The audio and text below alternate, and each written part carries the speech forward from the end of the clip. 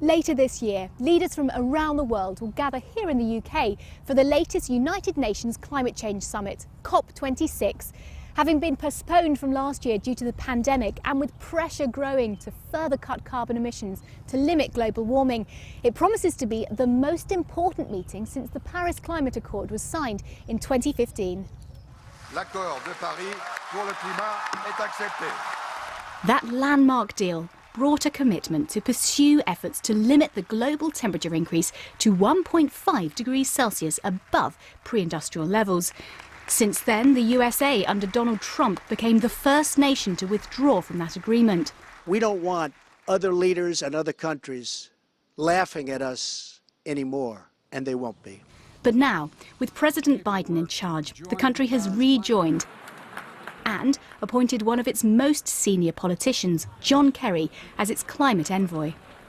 Glasgow will be extremely important. In fact, I would say that, in my judgment, it is the last best chance the world has to come together in order to do the things we need to do to avoid the worst consequences of the climate crisis. In the run-up to the Glasgow conference in November, we've asked some delegates from around the world to give us their thoughts on what they want it to achieve. For us in the Caribbean, climate change is an existential threat. What it does, it threatens the very survival of people within this region. We're hoping that COP26 would not only be a COP of climate ambition to reduce greenhouse gases, but it would be a COP where there is greater ambition in recognizing that the current system of providing climate finance to developing countries, particularly in the Caribbean, is not working. Africa has only 4% of the world's emissions, but 17% of the world's population.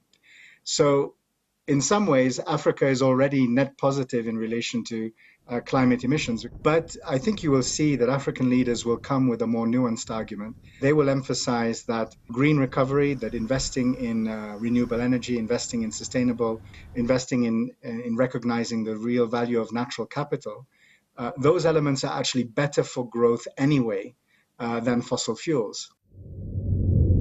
Mexico is one of the 5 mega diverse countries in the world. Last year, the pandemic impacted the world. In a single year, we were able to change a lot of things that we never thought to change in that short time.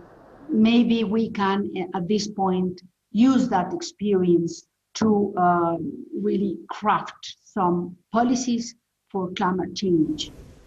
Pulling together everything on everyone's wish list to produce realistic, achievable policy will be the Glasgow conference's biggest challenge, as the BBC's environment correspondent Justin Rowlett told us. So as you can see, everybody coming to this conference in Glasgow in November this year has a slightly different agenda. Think of it like trying to get your family to agree to a programme of action. So the host, the UK government, has come up with a series of key priorities it wants from the conference. So it would like every country in the world to make a commitment to going net zero by 2050, and it wants to up the pace of carbon cuts. It'd like to see greenhouse gas emissions halved by 2030.